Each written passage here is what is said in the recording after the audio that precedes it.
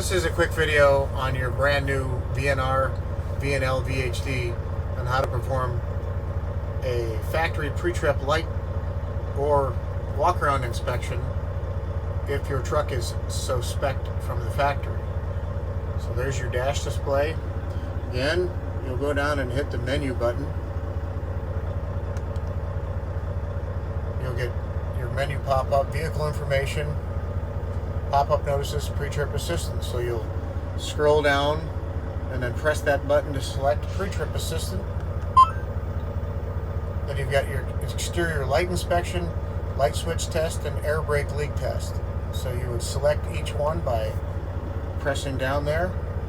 Exterior lights activated, and it tells you which one. You walk around the vehicle at this point, verify that all lights are working. And when you're done, you hit the menu button to exit back out.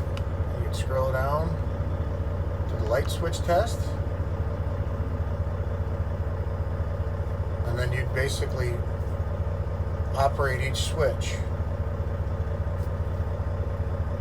to make sure that they all work. Exit out of that.